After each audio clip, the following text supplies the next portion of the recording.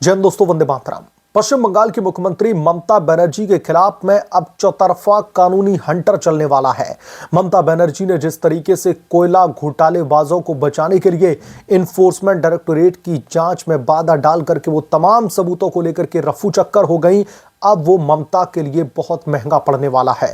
इतना ही नहीं, ईडी के सेक्शन के खिलाफ में ममता ने जब रैली निकाली तो उस समय केंद्रीय गृह मंत्री अमित शाह को लेकर के एक ऐसा दावा कर दिया, अब उस दावे की वजह से टीएमसी तमाम कानूनी पचड़ों में फंसने वाली है और खास तौर पर ममता बनर्जी के खिलाफ में अब बड़े एक्शन की तैयारी में है भाजपा।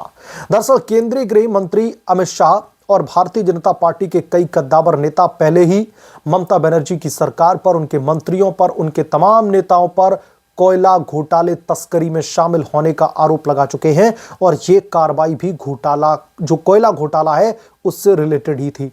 ममता बनर्जी ने ईडी के खिलाफ में प्रदर्शन करते हुए, धरना देते हुए यह तक कह दिया कि भारतीय जनता पार्टी की जो पश्चिम बंगाल के नेता हैं शुवेंदु अधिकारी, उन्होंने कोयला तस्करी का जो है पैसे का इस्तेमाल किया और यह पैसा केंद्रीय गृह मंत्री अमित शाह के पास में भी है। यानी कि ममता बनर्जी ने सीधे सीधे केंद्रीय गृह मंत्रालय को टारगेट किया। ममता बनर्जी को लगा कि इन्फोर्समेंट डायरेक्टोरेट अमित शाह के इशारे पर भेजी गई है, तो अमित शाह के ऊपर ही डिफेमेटरी स्टेटमेंट ममता बनर्जी ने जो है चल दिया। ममता बनर्जी कह रही हैं कि अमित शाह की यानी कि केंद्रीय गृह मंत्री की एक पेन ड्राइव मेरे पास में है, मुझे आप मजबूर ना करें, उस पेन ड्राइव को अगर जरूरत पड़ी तो मैं पब्लिक डोमेन में पब्लिश कर दूंगी, यानी कि जो आम लोग हैं, जो आम जनता है पश्चिम बंगाल की, उन्हें दिखाऊंगी। इतना ही नहीं, उन्होंने यह भी कहा कि पश्चिम बंगाल के जो भाजपा के बड़े नेता हैं और फिलहाल नेता प्रतिपक्ष भी हैं, शुवेंदु अधिकारी ने दरअसल कोयला घोटाले का पैसे का इस्तेमाल किया और अमित शाह को भी भेजा है। इतना ही नहीं, ममता ने यह भी कहा कि आमतौर पर मैं ऐसे मामलों पर प्रतिक्रिया नहीं देती, लेकिन अगर मुझे छेड़ोगे तो फिर मैं आपको छोड़ूंगी नहीं। अब दोस्तों, दिलचस्प बात यहां पर यह है कि पश्चिम बंगाल की मुख्यमंत्री ममता बनर्जी के खिलाफ में भारतीय जनता पार्टी ने मानहानि का मुकदमा दायर करने की बात कही है, क्योंकि उन्होंने सीधे तौर पर यह आरोप लगा दिए हैं कि केंद्रीय गृह मंत्री अमित शाह के पास में कोयला घोटाले का पैसा जाता था। अमित शाह भी उस कोयला घोटाले में इन्वॉल्व है, उनके पास में पेन ड्राइव भी है और वो जल्दी इस पेन ड्राइव को पब्लिक डोमेन में जो है पब्लिश कर देंगी।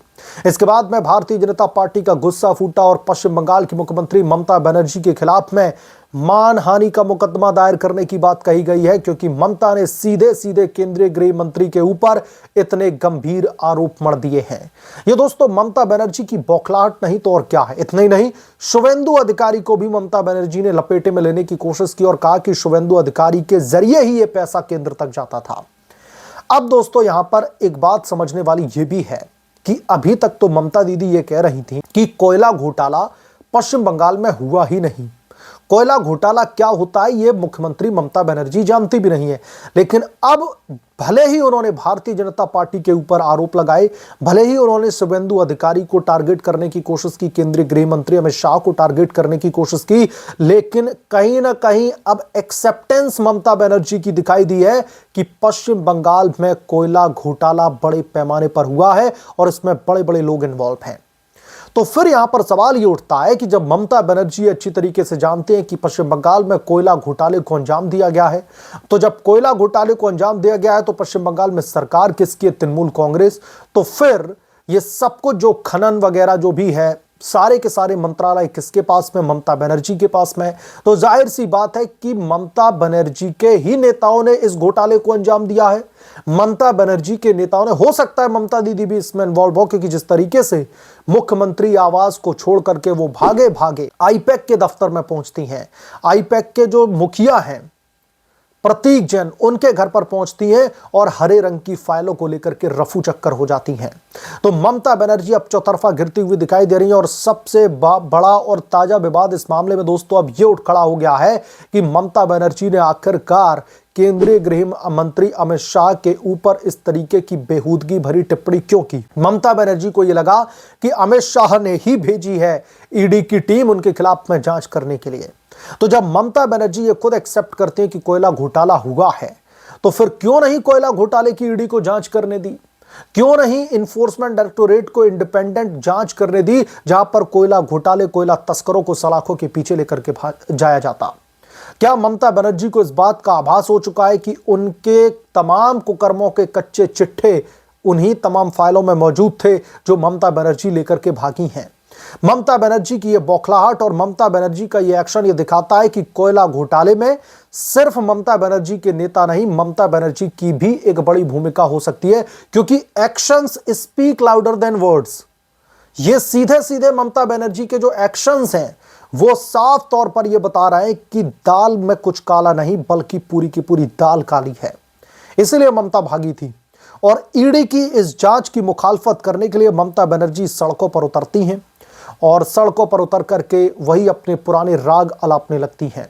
दोस्तों, सबसे दिलचस्प बात यह है कि ममता बनर्जी के जो घुसपैठिया वोटरों के ऊपर चुनाव आयोग ने प्रहार किया है, जो एसआईआर की प्रक्रिया से ममता बनर्जी का फर्जी वोट बैंक जो धराशायी हो चुका है, वो सबसे ज्यादा दर्द दे रहा है ममता बनर्जी को। इसकी वानगी कल भी देखने के लिए मिली, जब मुख्यमंत्री ममता बनर्जी सड़कों पर उतरती हैं और सड़कों पर उतर करके ईडी के उस एक्शन की कहीं ना कहीं आलोचना करना शुरू करती है। तो दोस्तों, सबसे बड़ी बात यह है कि ममता बनर्जी वहां पर एसआईआर के मुद्दे को भी घसीटने लगती है।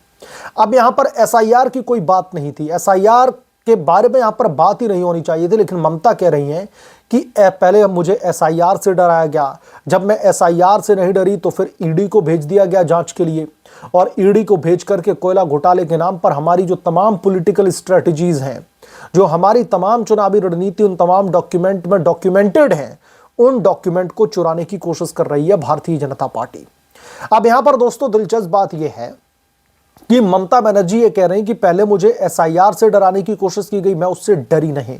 मैं यहां पर रिपीट करना चाहता हूं, ममता दीदी ने कहा कि मैं उससे डरी नहीं, लेकिन ममता दीदी, आपने जिला अदालत से लेकर के सुप्रीम कोर्ट तक हर जगह कोर्ट का सहारा लेने की कोशिश की कि अब हमारी डूबती हुई नाव को जज साहब आप ही बचाइए, आप ही एसआईआर की प्रक्रिया को रोकिए। और इतना ही नहीं, सुप्रीम कोर्ट से चारों खाने चित होने के बावजूद भी ममता बनर्जी ने एसआईआर के खिलाफ में उनके द्वारा चलाया गया कुप्रचार रोका नहीं।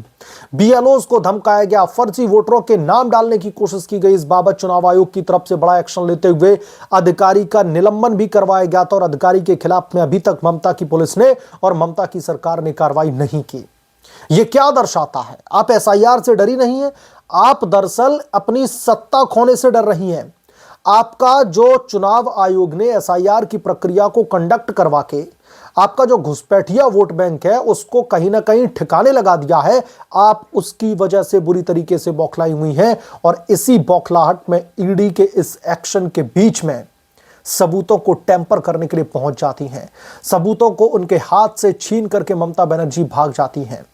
एक ऐसा मुख्यमंत्री ये किस तरीके की मिसाल पेश कर रहा है? मसलन अब ममता बनर्जी ने जो है चुनाव आयोग से लेकर के भारतीय जनता पार्टी और हमारी तमाम संवैधानिक संस्थाओं को ला करके कटघरे में खड़ा कर दिया है। ईडी एक इंडिपेंडेंट जांच एजेंसी है और वो काम कर रही है। और मैं तो थोड़ी देर के लिए मान लेता हूं कि भाजपा ममता के खिलाफ में कर रही है वेंडेटा पॉलिटिक्स, तो ममता बनर्जी इतनी ज्यादा डरी हुई क्यों है? अगर ममता बनर्जी ने घोटाला नहीं किया है, अगर ममता बनर्जी बिल्कुल ही दूध की धुली हुई है, तो फिर इतनी ज्यादा बौखला क्यों गई है? ईडी को जांच करने दीजिए। आपको लग रहा है वेंडेटा पॉलिटिक्स, तो जांच में अगर कुछ भी नहीं आएगा, आप अगर घोटाले में लिप्त नहीं होंगी, तो फिर आपके खिलाफ में कौन माइका लाल एक्शन ले लेगा? ED, CBI, income tax department, कितनी भी एजेंसियां आपके पीछे छोड़ दी जाए, आपने जब कोई घोटाला ही नहीं किया तो फिर आपको डरने की जरूरत क्या है? लेकिन चूंकि आप बौखला रही हैं, आप डरी हुई हैं, आप मुख्यमंत्री आवास छोड़ करके अपने काफिले को लेकर के भागती हैं, आप वहां पर जो डीजीपी हैं पश्चिम बंगाल के उनको लेकर के पहुंच जाती हैं, वहां पर पूरा का पूरा माहौल गरमा दिया जाता है। ईडी के अधिकारियों को धमकाया जाता है कि आप कोई भी यहां से फाइल लेकर के गए तो आपको उठा करके हम जेल में डाल देंगे, आपके खिलाफ में हम पुलिसिया कार्रवाई करेंगे। सीधे सीधे ममता की सरकार वहां पर गुंडागर्दी करती है, ममता के अधिकारी और खुद ममता उन तमाम फाइलों को लेकर के रफू चक्कर हो जाते हैं। तो ऐसा क्या है उन फाइलों में? एक तरफ तो आप वेंडेटा पॉलिटिक्स के आरोप लगाती हैं, दूसरी तरफ खुद ऐसी हरकतें करती हुई दिख रही हैं जिसने इस देश की लोकतांत्रिक व्यवस्था को शर्मसार कर दिया है, जिसने एक मुख्यमंत्री भी ऐसा कर सकता है, हिंदुस्तान के इतिहास में ऐसा काला दिन देखने के लिए मजबूर कर दिया है। तो ममता बनर्जी के खिलाफ में भारतीय जनता पार्टी अब बड़े कार्रवाई के मूड में इनके खिलाफ में मानहानि का मुकदमा दायर करने की तैयारी है। जो भी इस मामले में नया अपडेट तुरंत आएगा, मैं तुरंत आपके बीच में लेकर के हाजिर हो जाऊंगा। उसके लिए आपसे गुजारिश है कि प्लीज चैनल को सब्सक्राइब करें और साइड बने बेल आइकन को जरूर प्रेस करें, ताकि जब भी मैं कोई बड़ी खबर लेकर आऊं तो इसकी जानकारी सबसे पहले आपको मिले।